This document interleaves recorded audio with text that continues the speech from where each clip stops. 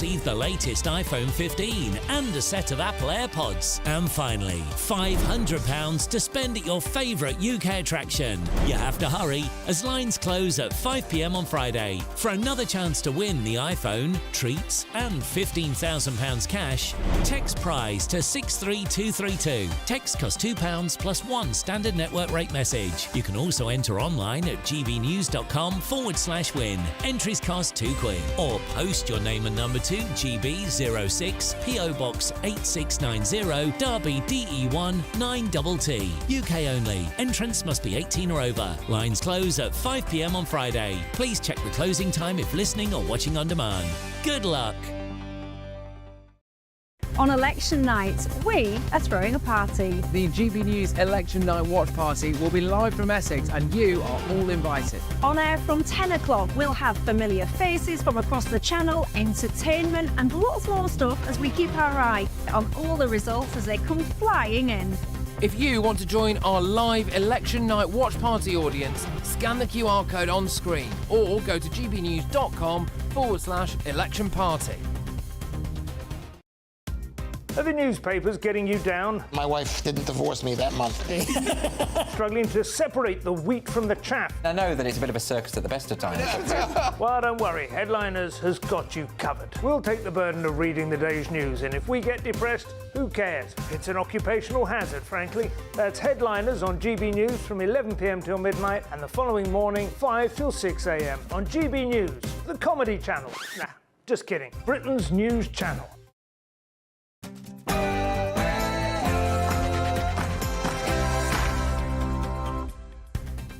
Good evening and welcome to Vote 2024, The People Decide with me, Camilla Tominey. Coming up on tonight's show, it's war, this time between Nigel Farage and Boris Johnson over Putin and his invasion of Ukraine. We're also going to be discussing the idea of there being no Brexit renegotiation without free movement. That's what Michel Barnier has said today. We'll get the reaction from Michael Heseltine. And the Labour's trans school policy has caused a row. They're saying they will rip up those guidelines for teachers.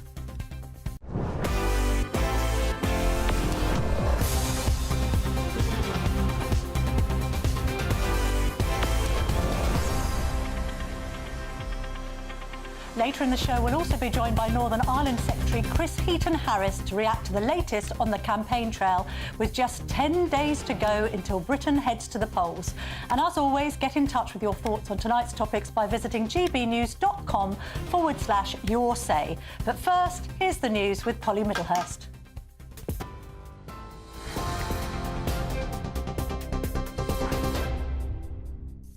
Camilla, thank you and good evening to you. Well, the top story from the GB Newsroom tonight is that Britain's next government will face big decisions on taxes and the size of the state, according to the Institute for Fiscal Studies today. Unveiling its analysis of the major parties' manifestos, the think tank accused both Labour and the Conservatives of maintaining a conspiracy of silence on their spending plans. But Rishi Sunak insisted tax cuts under the Tories are possible, with his government funding them by spending less on welfare. We have a fully costed manifesto which can deliver tax cuts for people at every stage in their lives, and that is largely funded by making sure that we can find some savings in the growth of the welfare budget, because it's been growing at unsustainable levels since the pandemic. We've set out a very clear plan to reform that, to support people into work, and in fact the Institute of Fiscal Studies acknowledged that last time around, when they said that that wasn't possible, that it was actually delivered, and that's something that the Institute of Fiscal Studies themselves have said. Rishi Sunak, well, the Labour leader Sir Keir Starmer rejected the Institute's analysis altogether, insisting that Britain could do better. Don't accept the forecasts that say we can't do better than this. The economy has flatlined for 14 years. That is exactly what we are wanting to change. That's why we've set out our plans for growth in our manifesto. So the choice is more stagnation, as we've seen for the last 14 years, which hasn't done our country any good, or turn the page, rebuild, regrow our economy and create wealth so that across Britain people feel better off. And Labour says it would end what it's calling DIY dentistry in England if it wins power. Labour accused the Conservatives of taking NHS dental services to death's door, comparing the state of the sector to a Charles Dickens novel. Labour says it would fund an extra 700,000 urgent appointments a year, with grants of £20,000 for new dentists in underserved areas. The Tories' recovery plan would see practices offered cash to take on new patients. But the Shadow Health Secretary, Wes Streeting, said that wouldn't be enough. After 14 years of Conservative government, our NHS dentistry services have been left to rot, and so have people's teeth. It's going to take time to rebuild NHS dentistry, and that's why our starting point is 700,000 urgent dentistry appointments so that we can meet people's needs without them ending up in A&E, worse for them and also more expensive for the taxpayer. We're going to take prevention measures, particularly with children living in higher levels of deprivation, with supervised toothbrushing in schools, an approach that's proven to work. That's the news. For the latest stories, sign up to GB News Alerts. Scan that QR code on your screen right now, or go to gbnews.com/alerts.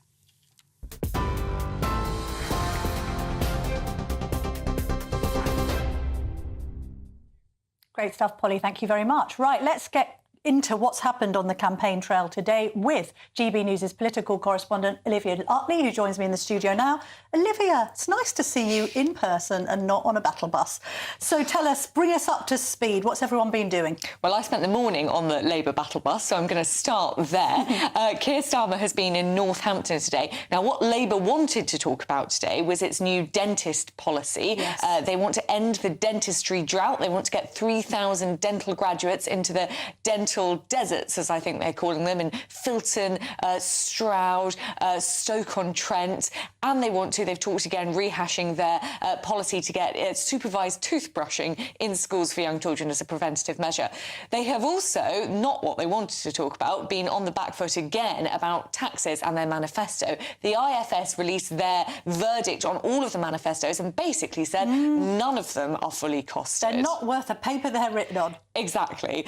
Keir Starmer, the problem with the Labour manifesto was that it doesn't really allow for any unexpected events. And as we've seen over the last few years, unexpected events make a bit of a habit of happening. We've had COVID, we've had the war in Ukraine, and all of that threw Rishi Sunak's economic plan out of the window. The IFS basically says that Labour is going to have to raise taxes one way or another. But not on working people. But not on working people, whatever that means, exactly.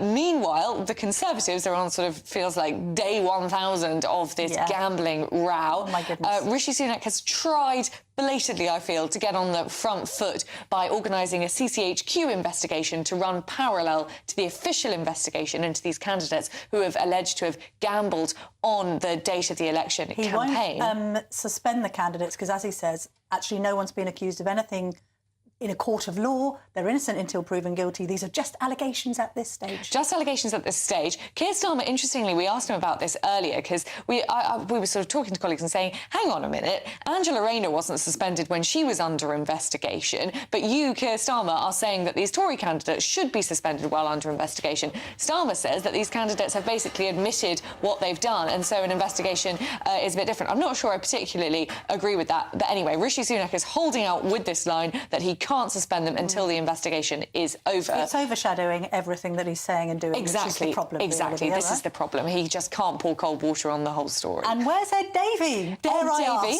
has been in Wimbledon. He's been washing ambulances. The purpose of that little stunt today is he's saying that we have 10 days to save the NHS. This is his new line. We need to get to the bottom of the A&E crisis. One very sensible idea he has, whether it's fully costed in his manifesto remains to be seen, but he has been talking about social care, something which pretty much everyone would rather not talk about, and he's been talking about the problem of bed blocking, so people going into A&E and then being stuck in a hospital because they don't have the care home to go to. Now, the Lib Dems have a very, very ambitious, i.e. expensive plan for the NHS and social care, which would see billions invested in them, and that might help cure the NHS problem. At least they're talking about social care. At least they're talking about it, which nobody else is. Right, let's get into the biggest story of the day, which is this Johnson versus Farage war of words about what Farage has said last week to Nick Robinson on the BBC about Ukraine and Putin's invasion. Just to put this into context, we're going to hear what Farage said on the campaign trail in just a moment.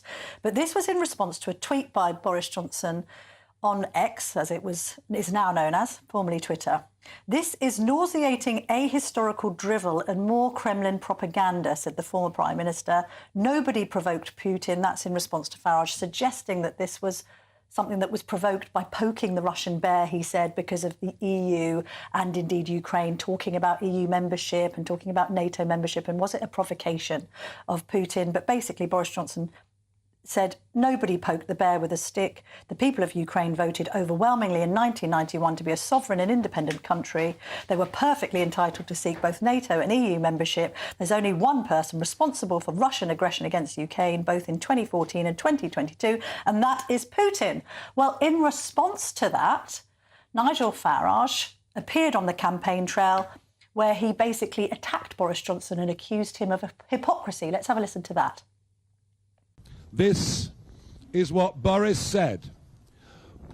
Boris blames the European Union for war in Ukraine. But can you see the sheer level of hypocrisy? Can you see the nonsense of all of this?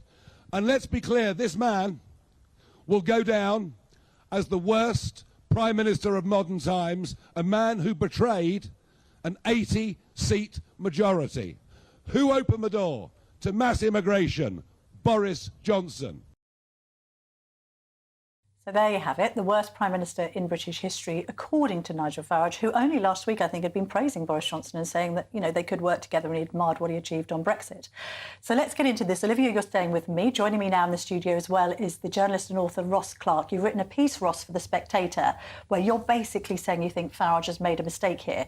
However, I will put it to you that he's not wrong to suggest Boris Johnson is a hypocrite if, and we see it in black and white there, the I newspaper headline does reveal that back in 2016, Boris Johnson suggested that the EU had provoked Putin.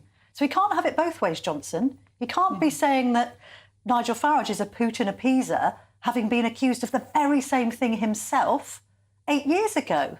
Well, Boris Johnson's not the most consistent of thinkers, it has to be said. And to be fair to Nigel Farage, he did condemn the invasion of Ukraine by Russia. So I don't think it's fair to call him a stooge or a propagandist for Russia or anything like that. But having said that, I think he is simply wrong to say that the West provoked Russia into this. Back in 2005, Vladimir Putin made a speech, said the breakup of the Soviet Union was the greatest tragedy of the 20th century. You know, and using it as a pretext, he said, you know, we've got Russian peoples now cut off in other countries. He would have tried to reassemble the Russian Empire, whatever the West did.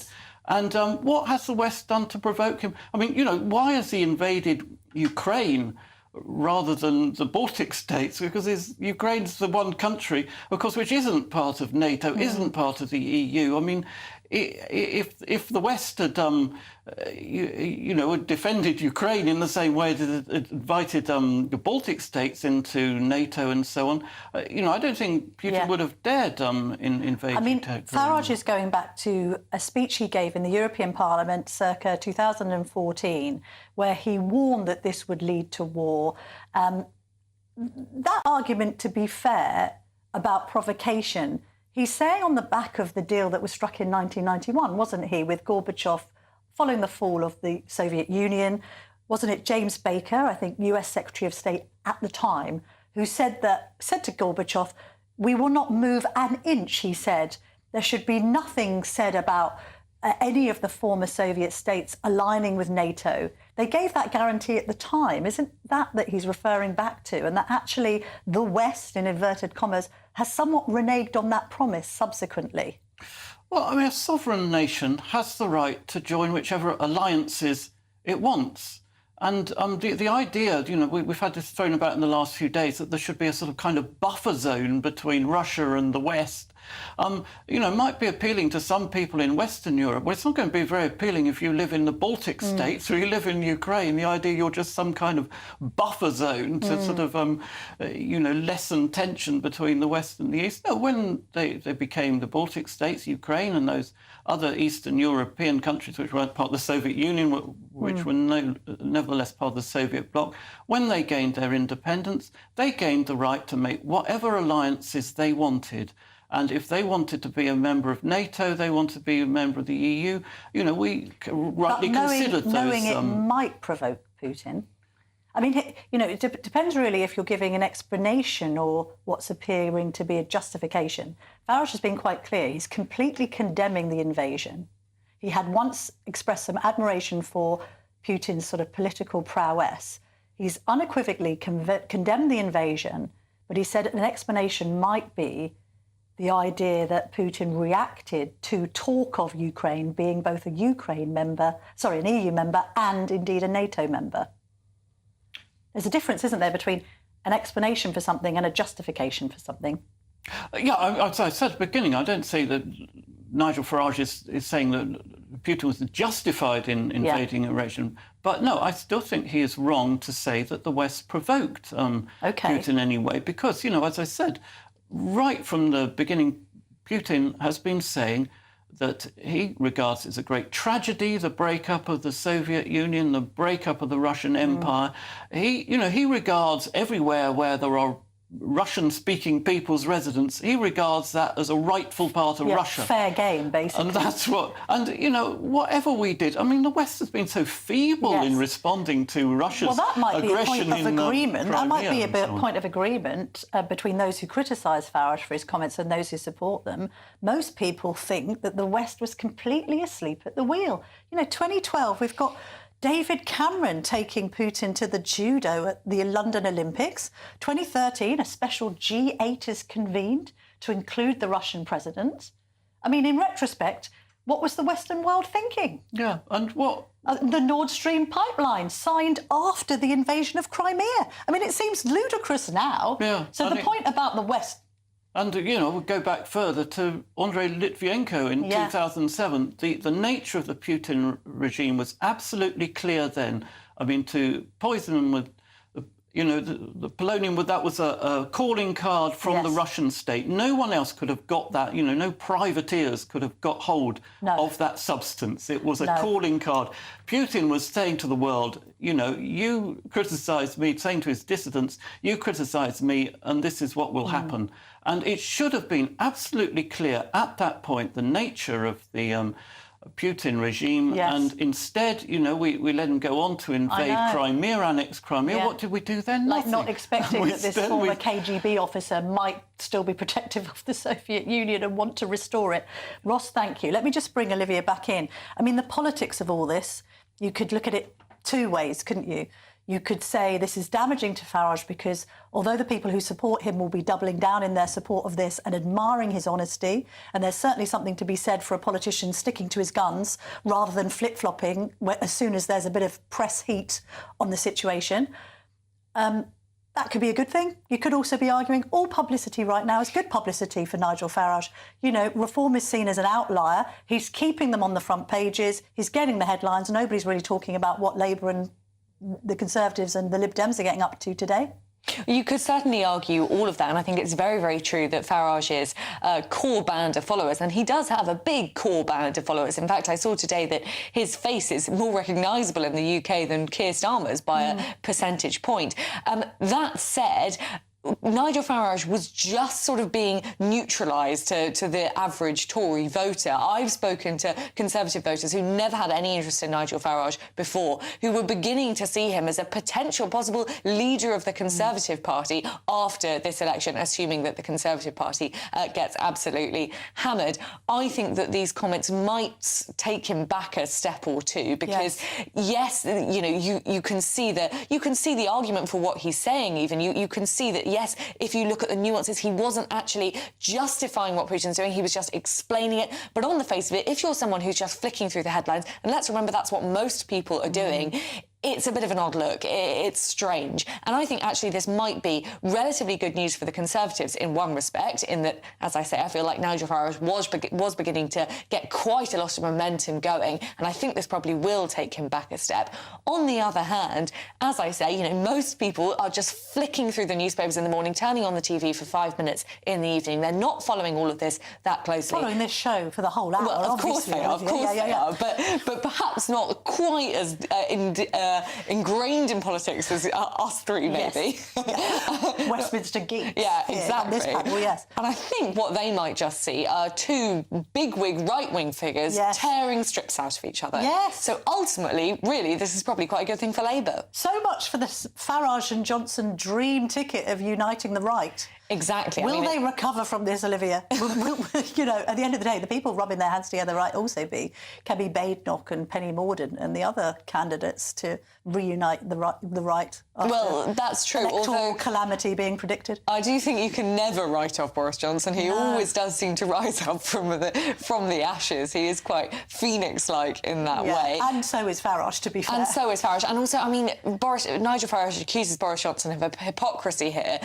Boris Johnson has been hypocritical so many times in his career by being a columnist for so long. He's pretty much written every opinion under the sun. More positions in the Kama Sutra, they say. Ross Clark and Olivia Utley, thank you very much indeed for that very, well, informed debate where we've looked at all of the angles, which is what we try and do here on GB News. Coming up next, we're going to be discussing Brexit and Michel Barnier claiming that we can't rejoin unless we join lots of things that we didn't want to join and, in fact, voted to leave in 2016.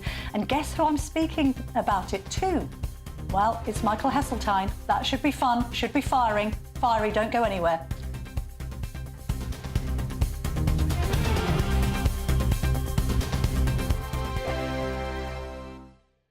Weekdays on GB News. Wake up to breakfast every day from 6 a.m, followed by Britain's newsroom at 9:30. At noon, it's Good Afternoon Britain, followed by Martin Daubney from 3 p.m, only on GB News, the People's Channel, Britain's news channel. GB News Breakfast, every day from 6 a.m.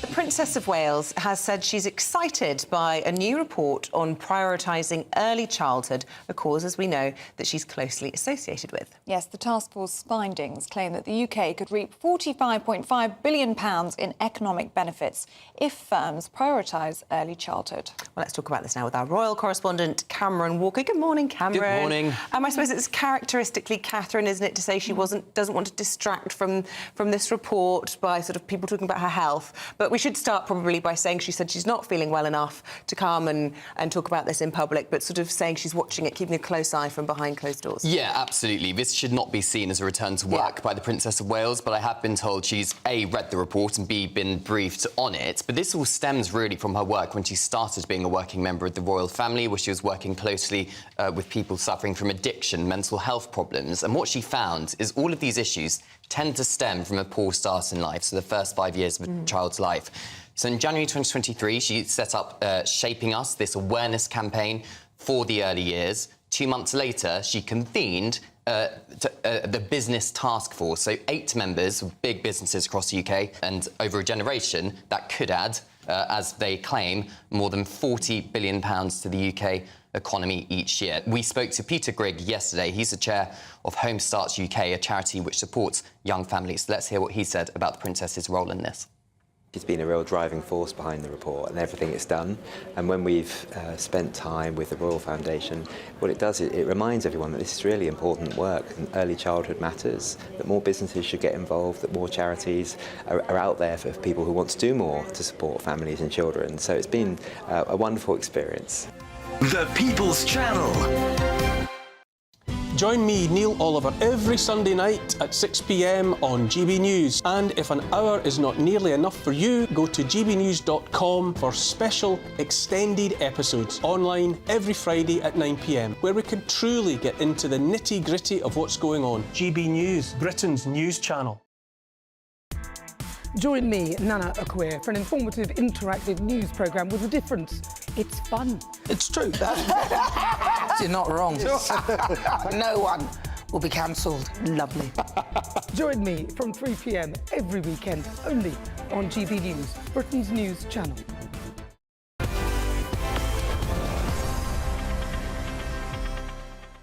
Well, welcome back to Vote 2024. The people decide with me, Camilla Tominey. Let's get stuck into this Brexit story. Michel Barnier has given an interview to The Telegraph where he's warned that the European Union will reject a future Labour government's Brexit plan unless it agrees to a return to free movement. The bloc's former negotiator insisted Brussels would maintain a block on attempts to cherry-pick from its single markets without signing up to the corresponding obligations. So there we have it. We're back to talking about cherry-picking and whether you can have single market access or free movement or join the customs union or not. It feels like 2016 all over again. Well, to join me to discuss this is Lord Heseltine, former Prime Minister. Thank you very much indeed for your time tonight, Lord Heseltine. I mean, isn't this quite a cogent argument against rejoining, this idea that if we do rejoin, there are going to be even more conditions attached? Well, nobody has the first idea of what the conditions would be for us to rejoin or when. All we know at the moment that it's been a disaster of historic proportions to leave Europe, threatened our investment programs, our living standards, our influence in the world, our ability to coalesce with our colleagues over climate change. And we now have got ourselves at the centre of the most difficult issue of our time, which is immigration. And I am deeply worried that this is being sloganised in a way that psychs up people's emotions and makes absolutely no contribution at all to the issue itself. But don't you think that there's a difference between people thinking that Brexit may have been a mistake or at least not gone as well as they had hoped, and wanting to rejoin if it means accepting free movement again, not least because immigration, as you say, has been one of the topics of this election, and the majority of the public think that legal migration is too high to this country post-Brexit, let alone illegal migration? Yes, well, I think that is right. The figures are too high and there will have to be controls. But exactly the same debate is going on in Europe. And I can't tell you, nobody can tell you how that will resolve itself. But that there will be changes in Europe to face this enormous and as yet not of the scale that it's going to be, problem of immigration. I can't tell you how the European is going to cope with that. I have ideas, but certainly there is a changing mood in Europe, and we are, well, I wish we were part of the debate within Europe. That would be much healthier than being on the outside and shouting misleading slogans. Lord Heseltine, in response to what you've just said there about the changing face of Europe, what is your reaction to the recent EU Parliament elections where we have seen a surge in right-wing parties? I mean, is the EU that we would want to rejoin the same EU that we left? And would you like to be closely aligned with some of these groups? I'm thinking about Geert Wilders, I'm thinking about Giorgia Meloni, I'm thinking about those sorts of candidates. Well, if I compare them with some of the people who are trying to be elected to the parliament here, like Nigel Farage, for example, yes, I would rather be associated with the people in Europe. I mean, to me, if you think about it calmly, the suggestion that we have responsibility for Mr. Putin, the interesting thing is that Mr. Putin uses exactly the same argument to justify his war as Nigel Farage uses in order to leave Europe. Get our country back is the phrase, but in Putin's language, it's recreate Mother Russia, the great imperial Russia. And it's exactly the same approach to basic instincts, and it's a thoroughly immoral, thoroughly distasteful, and very dangerous, and it's happening across the world. Another one of Mr. Farage's allies, Trump. Now, Trump is threatening the existence of the NATO alliance. Is that what the reform movement stands for? In saying it was our fault that Putin invaded the Ukraine, is he condemning Sweden and Finland for joining NATO? Yeah. Let's understand where this all is. And if you really want to go back even further, What about the colleague of his who's telling us that Churchill was wrong and should have done a deal with Hitler? Well, the Russians did a deal with Hitler, and 18 months later, his troops went across their border. Yeah. But may I suggest, Lord Heseltine, that you and some of your fellow Remainers are in part responsible for the rise of Nigel Farage, because you welcomed the idea of having a referendum on Europe because you thought you were going to win it. That then set Nigel Farage perfectly up to campaign for Brexit. He has been a very effective political campaigner, hasn't he? On your watch, and it's disappointing to you and your fellow Remainers, he won the argument because his side won the referendum. Your side lost, and that's how he's been emboldened. Well, I think I take a slightly longer view than you. You see, I remember Mosley in the 1930s and his black shirts marching in the East End. I remember Enoch Powell in the 1960s and the Rivers of Blood. I've heard it all before. Get our country back. And what they're really saying, there's some funny people living near you, aren't they? Completely oblivious that our health service, for example, would collapse without immigration. Our universities today have huge revenues from immigrants. Now, there is a problem. No, I don't run from that. But the one way you cannot solve it is by stoking up human indignation and resentments with lots of snide remarks about the nature of immigration. Just read what Trump is saying in America. OK, but do you take any responsibility for Nigel Farage's rise?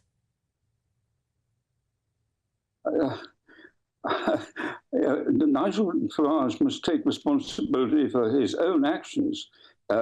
He's the one who, with Boris Johnson, used the language that they did, the promises they made, and the implications they made. It's their responsibility. Don't blame me in any way. Let me say at once, I think the referendum was a mistake.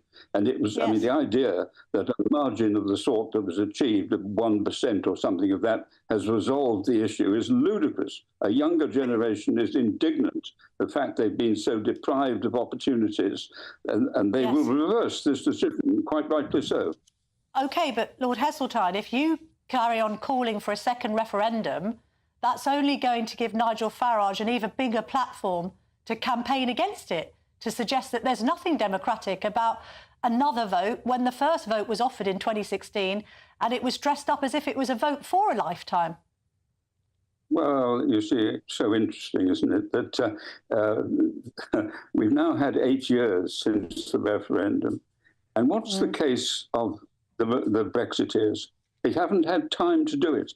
The fact that they've been in government for all of that time, Brexiteer ministers at the front line, hands on the levers of power, and all they can do is say, well, look, we need a bit more time. Well, indeed, I saw someone today, they need 25 years more.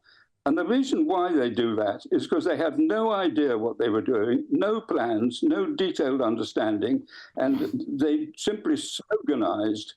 I mean, just think what is happening. They talk about treaties that Britain has entered into as though it's a foreign treaty. They talk about the commissioners in Europe as though they're foreigners. They are British, those people, in just as much as they're other nations. OK. The civil servants in Brussels come from London.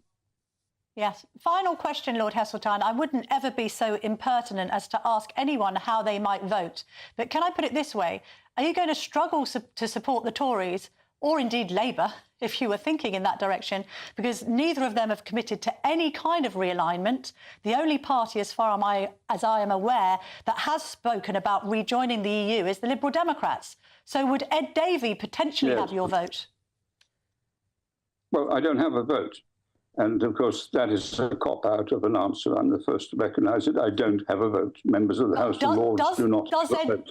So does Ed Davey have appeal to you? No, no one has appealed to me. I have not been part of the campaign.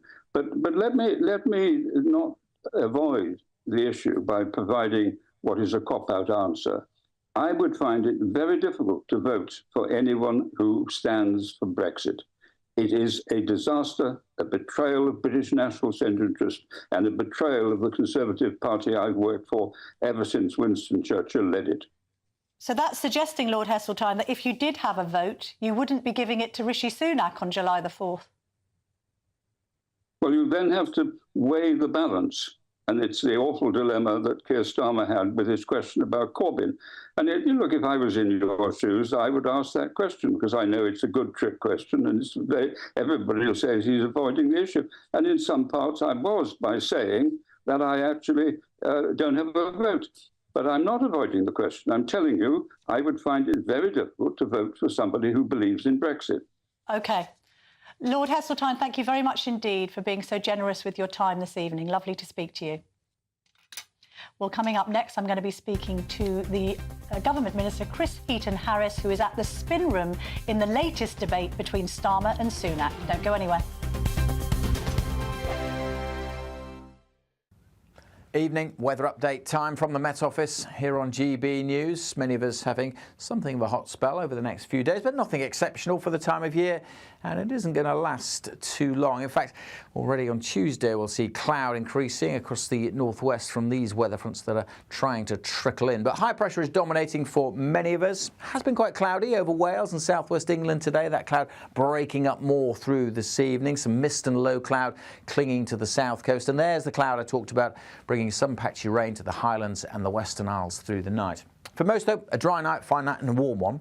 Temperatures holding up 15 or 16 degrees in most urban areas. So, yes, it's going to be a warm start to Tuesday, and by the afternoon we could be topping out at 30 Celsius. Some mist and low clouds still around the coasts in the south, but generally plenty of blue sky here, and a brighter day for South Wales and Southwest England compared to today, but it will be a duller day for Northern Ireland. The cloud arriving here through the night, and that cloud also getting into the Highlands and the Western Isles for first thing. So a bit of a damp and drizzly start, but some sunshine for eastern Scotland and through the central belt, at least initially, but the cloud will increase here as we go through the day. Cloud will bubble up also over parts of northern England, and there is the likelihood of one or two pretty isolated but potentially quite heavy showers over northern England during the afternoon. We'll see a bit of rain also for eastern Scotland, maybe a few showers through the central belt. Probably brightening up for Northern Ireland and the west coast of Scotland. Plenty of hot, hazy sunshine further south, 30 degrees likely close to London. Wednesday, again, very warm with some sunshine across the south. A bit more mist and low cloud on the east coast, however, so it could be quite grey here, but a brighter day for Northern Ireland, some sunshine, and again across the south and east with some sunshine, temperatures likely to top out around 30 Celsius. That's all from me for now. Goodbye. On election night, we are throwing a party. The GB News Election Night Watch Party will be live from Essex, and you are all invited. On air from 10 o'clock, we'll have familiar faces from across the channel, entertainment and lots more stuff as we keep our eye on all the results as they come flying in. If you want to join our live Election Night Watch Party audience, scan the QR code on screen or go to gbnews.com/election party. Good afternoon, Britain. Your lunchtime update on the stories that matter across the UK. From breaking news and insightful analysis, inspiring stories and lively debates. You're comparing yourself to a former Prime Minister. Which is it? Stay informed, stay updated, stay entertained. I just don't know how anyone would not want to be there. Every weekday from midday. We are Good Afternoon Britain, only on GB News. Britain's news channel.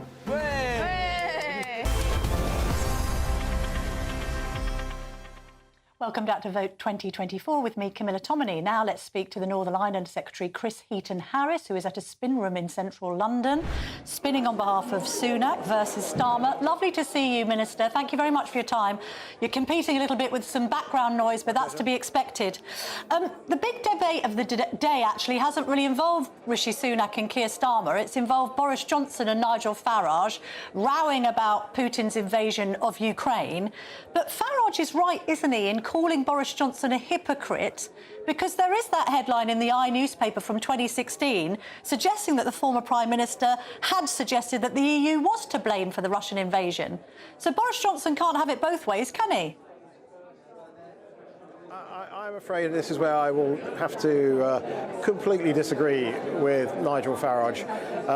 Boris has been completely down the line, straightforwardly acknowledged this evening by Keir Starmer, of all people, supportive of Ukraine, of the government in Kyiv since the very start. I just had entered Boris's cabinet by 8 days when that invasion came.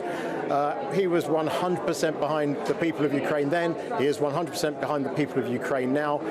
And to suggest otherwise is just disingenuous. I know, but he did say in 2016 that the EU was to blame for the Russian invasion of Crimea. That was a newspaper headline. It's there in black and white. So has he just flip-flopped himself?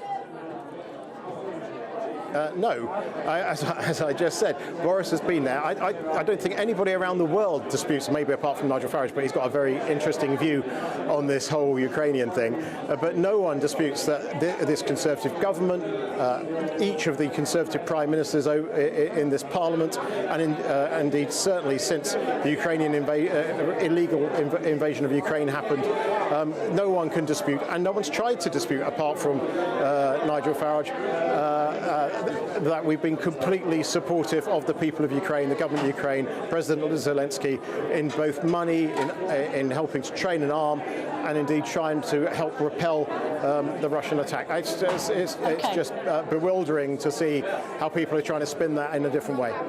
OK. Can we move on to the Institute for Fiscal Studies analysis of all of the parties' manifestos?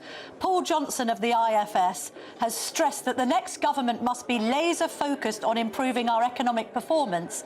However, he cautions, and I quote, "But on the big issues over which governments have direct control on how they will change tax, welfare, public spending, the manifestos of the main parties provide thin gruel indeed.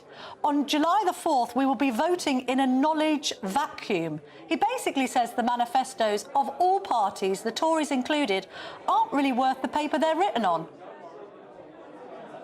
I think he should give the Tory manifesto a reread, actually, because not only is it in there as to what we do on tax and spend, but also how we pay for taxes, including, indeed, the Prime Minister went into it this evening on the stage live in front of hundreds, if not thousands, of people online and elsewhere, as exactly what we need to do to get people off of welfare and into work. So I'm afraid I think that I just disagree again. I'm obviously being quite disagreeable this evening. I don't like being disagreeable, but I completely disagree with the IFS on this. Fair play on the Labour manifesto, but because they're not describing how much they're going to tax people as it comes to it, and we've already identified at least £2,000 a year worth of taxes. I don't think we've even scratched the surface on where Labour are going to go on that. But there's a whole booklet attached about the costings of the Tory manifesto, which maybe the IFS forgot to read. OK, very quickly, how confident are you, out of a scale of 1 to 10, that the Conservatives might be able to win on July the 4th? Any politician who gives you a prediction on a general election result 10 days out is a very, very brave politician indeed. We as the Conservative Party are campaigning in every seat for every single vote. I've been up and down the country myself into I think about 26 different seats in the course of the last 3 weeks, and I am more confident than maybe the polls would suggest that we are going to do OK, and we've got good MPs. We're proving that they're worth with incumbency up and down the country too. But this is for the British people to decide. They have a big choice when it comes to July the 4th, and that choice is whether they see Rishi Sunak returned into number 10 or Keir Starmer. Because if they vote for reform, if they vote for Lib Dems, all they're going to get is Keir Starmer, and I think everybody needs to. I think actually everybody does understand that. OK, Chris Heaton-Harris, thank you very much indeed for joining us from a rather noisy spin room. Thank you. Well, coming up next, we're going to be discussing Labour's plans, allegedly, it hasn't been ruled out, to tear up the guidelines on transgenderism in schools. Don't go anywhere.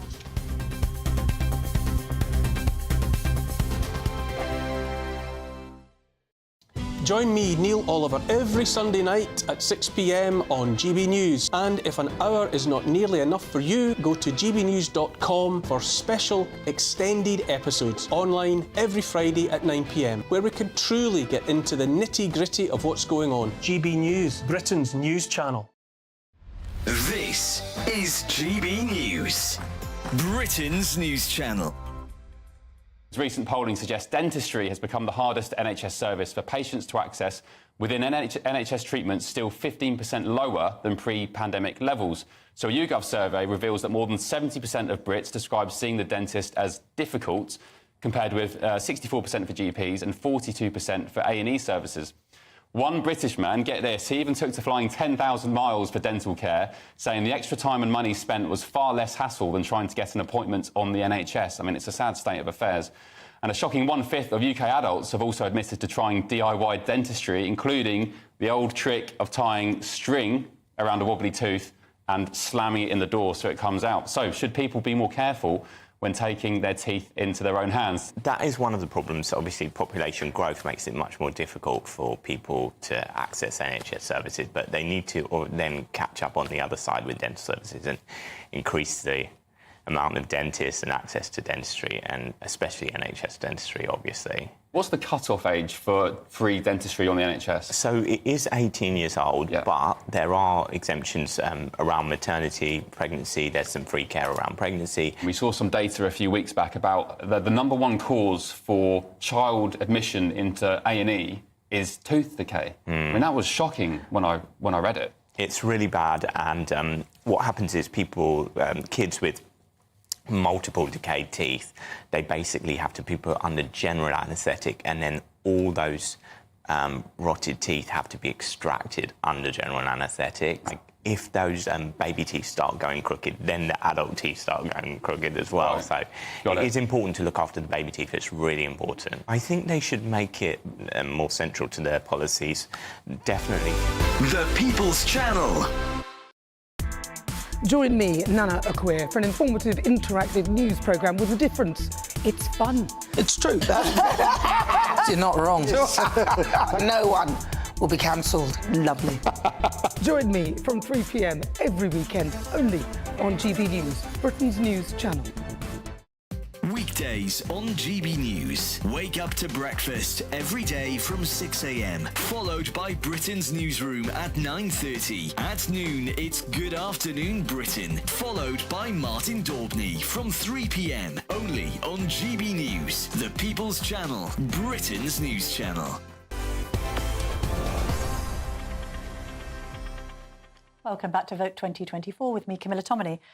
So Bridget Phillipson, who's the woman who hopes to be the next Education Secretary, has not ruled out scrapping the guidelines that were very recently introduced by the Tory government to control how children are taught about transgenderism in schools. And the guidelines clearly state that actually a child's different gender shouldn't be automatically affirmed, and that their parents should be informed if somebody has decided that they want to identify as a different gender. And also, just when it comes to teaching sex and biology, that children shouldn't be taught that there are various different genders. So Bridget Phillipson has suggested, and she hasn't ruled out, so she hasn't said for definite that she would scrap these guidelines, but she's very much hinted that Labour would want to change them. She says because they contain unnecessary language. Well, to talk about this is Maya Forstarter, who's the Chief Executive Officer and co-founder of Sex Matters. Maya, thanks for joining me. What's your reaction to this? I mean, do these guidelines contain, quotes, unnecessary language? I think there's been quite a lot of confusion about this. So I think what Bridget Phillipson was talking about was not the guidance on teaching children about sex and gender, which comes under RSHE, of which there has been guidance, but the guidance on what schools do when they have a child who says, right, I think I'm born in the wrong body, or I feel unhappy. And what she said was that schools really do need guidance, and that she was going to look at the consultation responses that had come in. So the government has published this guidance for consultation. Hundreds of people responded, teachers, parents, students, psychologists, all sorts of people. And she said she's going to read the responses. So I think, you know, that's not a bad answer from someone who wants to be in government. What's crucial is that they do finalise guidance and make it really clear for teachers what they should do. And what do you think teachers should do? What's the position of Sex Matters on this? Well, we think the government should provide schools with a model policy. So, like, individual teachers, individual head teachers shouldn't have to work this out for themselves. The government should tell them, this is what you should do, this is what the law says, and if you get sued, we'll stand behind you. That's what teachers want. That's what head teachers want. And what we think that guidance should say is that schools should always remember that every child has a sex and that sex cannot change. And you need to be clear what sex every child is in order to keep them safe, in order to keep their classmates safe, in order to treat them fairly.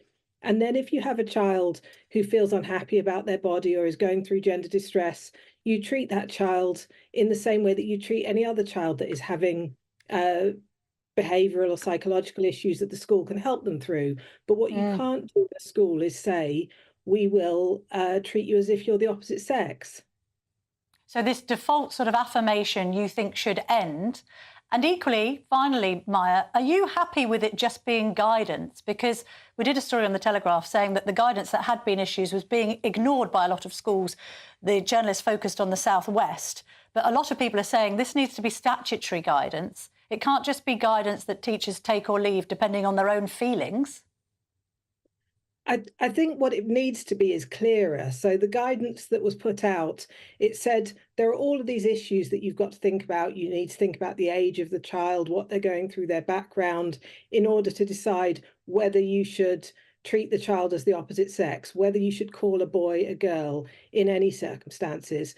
We think if you made the guidance much clearer, and if the government stood behind it and said, if somebody sues you for following this guidance, we will stand behind you. We will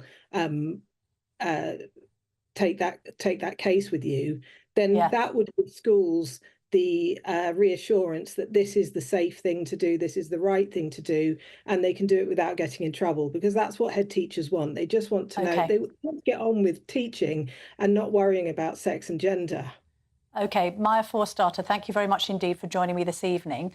Political commentator Theo Usherwoods joins me in the studio. Theo, let's move this debate on a little bit, because a row appears to have broken out between the Harry Potter author J.K. Rowling and Labour. She's written this very punchy piece for The Times in which she basically said, yes, I was a Labour supporter and I was a Labour donor in the past, but I cannot support Sir Keir Starmer. She says she's got a bad opinion of his character because of his stance on transgender issues.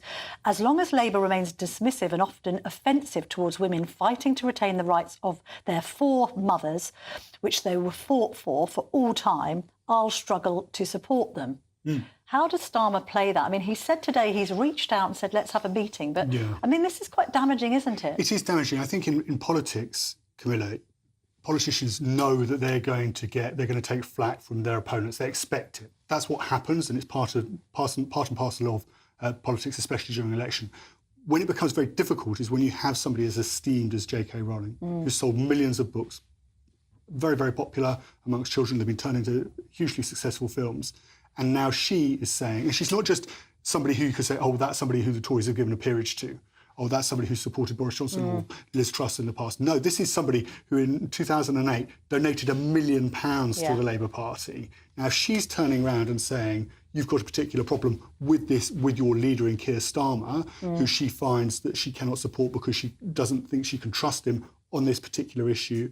Then that's problematic for Keir Starmer. And the other issue is that those around Keir Starmer in Labour are showing huge amounts of leadership. And I'm talking, about Tony Blair, who of course gave that interview where he said biologically a woman has a vagina and a man has a penis. And Keir Starmer, this is a man who in 12 days' time could be Prime Minister, is having to say, I agree with Tony Blair. It should be the other way round, shouldn't it? It should be, there should be those in Labour saying, I agree with Keir Starmer. Wes Streeting, the Shadow Health Secretary, is also showing leadership on this particular issue. He said he's depressed and said he was depressed that this situation had arisen with J.K. Rowling. He said he'd changed his mind as well, and he had said trans women are women, and now he says he doesn't want to say that anymore. We've had problems with Rosie Duffield, the Labour candidate in Canterbury, I believe, who seems to have been isolated from her own hustings and has been complaining that she couldn't attend. She can't have a dialogue with the Labour leader about this. There was then the controversy over whether or not a woman has got a cervix or a man has got a cervix, and a lot of confusion in that direction. The other thing about this, Theo, is when I looked at the Labour manifesto, the actual paragraphs, relevant paragraphs on transgenderism are quite woolly. Yeah. On one hand, we've had Keir Starmer saying we do not want to introduce self-identification through the back door. That's a sort of attack on what Nicola Sturgeon tried to do with the SNP in Scotland.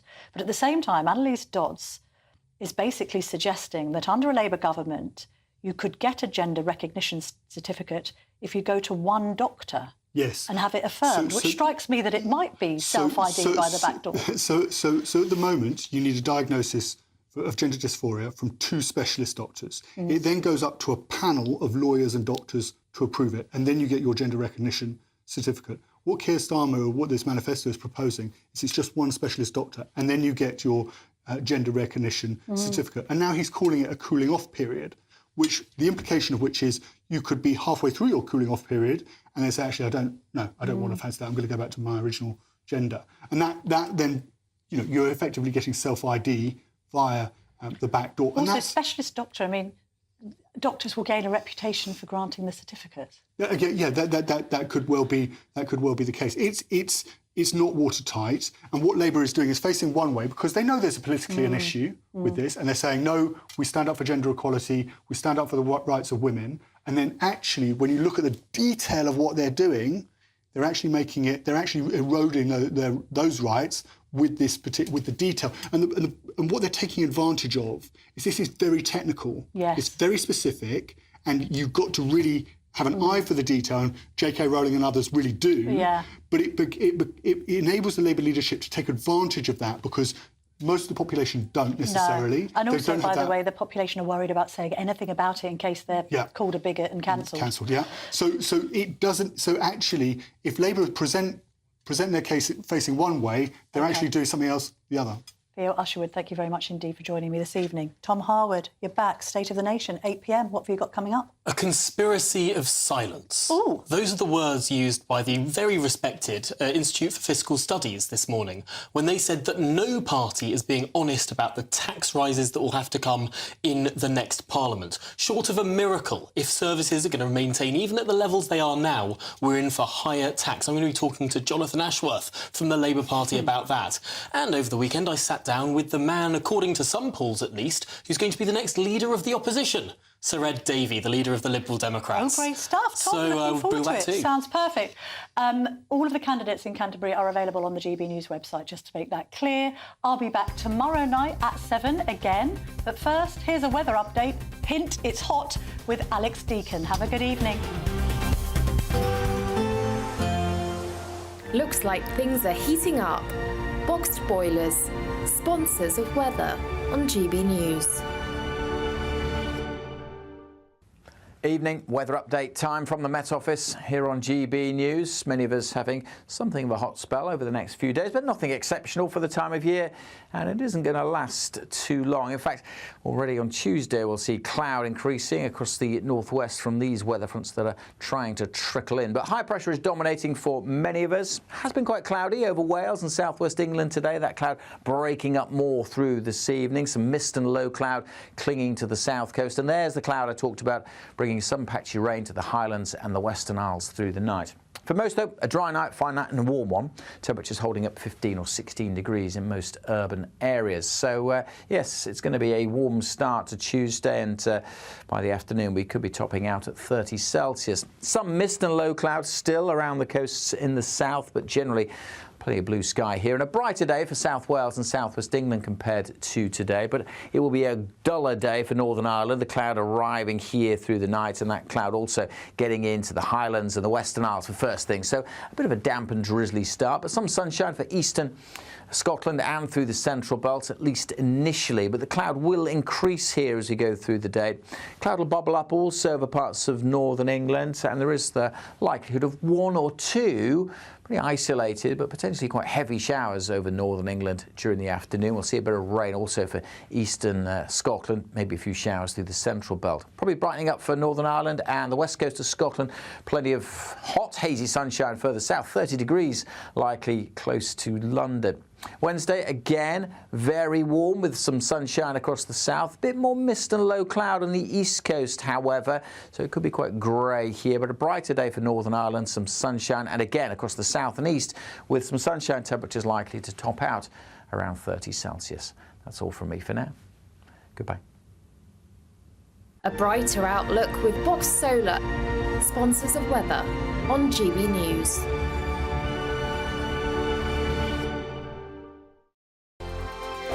It's the final week to see how you could win big this summer. First, there's a fabulous £15,000 in tax-free cash to ensure this summer is special. What would you spend that on? Next, you'll also receive the latest iPhone 15 and a set of Apple AirPods. And finally, £500 to spend at your favourite UK attraction. You have to hurry as lines close at 5 p.m. on Friday. For another chance to win the iPhone, treats and £15,000 cash, text prize to 63232. Text costs £2 plus one standard network rate message. You can also enter online at gbnews.com/win. Entries cost £2 or post your name and number to GB06 PO Box 8690 Derby DE1 9TT. UK only. Entrance must be 18 or over. Lines close at 5 p.m. on Friday. Please check the closing time if listening or watching on demand. Good luck. Good afternoon, Britain. Your lunchtime update on the stories that matter across the UK. From breaking news and insightful analysis, inspiring stories and lively debates. You're comparing yourself to a former Prime Minister. Which is it? Stay informed, stay updated, stay entertained. I just don't know how anyone would not want to be there. Every weekday from midday. We are Good Afternoon Britain, only on GB News. Britain's news channel. This is GB News, and we are Britain's election channel. This vote may seem to be about the politicians and the media, but it's actually about you.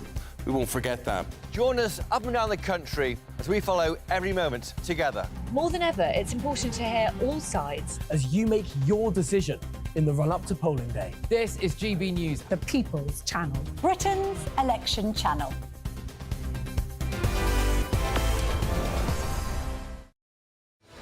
I'm Patrick Christie's. Every weeknight from 9, I bring you 2 hours of unmissable, explosive debate and headline-grabbing interviews. What impact has that had? We got death threats and the bomb threat and so on. As time passes, she could have said Storm. You made my argument for me. My guest and I tackle the issues that really matter with a sharp take on every story. It went everywhere. something practical could be done. Or I can become something different. Patrick Christie's tonight from 9 p.m. only on GB News, Britain's news channel.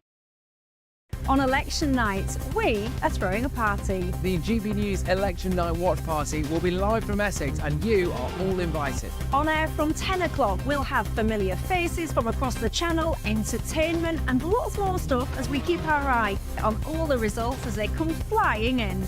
If you want to join our live Election Night Watch Party audience, scan the QR code on screen or go to gbnews.com/election party.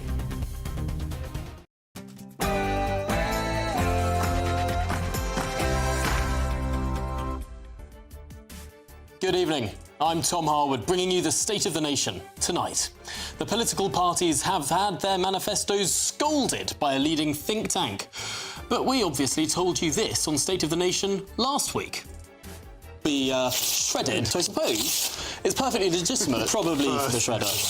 There we go. I think it's got the largest amount of spending increases of any of the manifestos and would be on our backs if we didn't do that. So there we go. Never say we're not ahead of the curve here on State of the Nation. Now, Nigel Farage has come out all guns blazing against the Daily Mail and Boris Johnson. Here is Boris Johnson from 2016. This is what Boris said. Meanwhile, the transgender row has reignited as the Labour Party has suggested it could rip up the Tories' ban on teaching children that there are more than 2 genders. Plus, over the weekend I caught up with the Lib Dem leader, Sir Ed Davey. Now, could he be the next leader of the opposition? Or is he just a prat on a paddleboard? Well, State of the Nation starts now.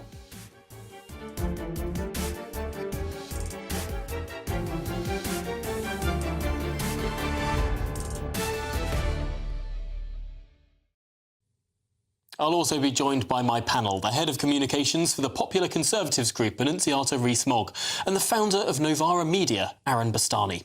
That's all coming up after your latest headlines with Polly Middlehurst.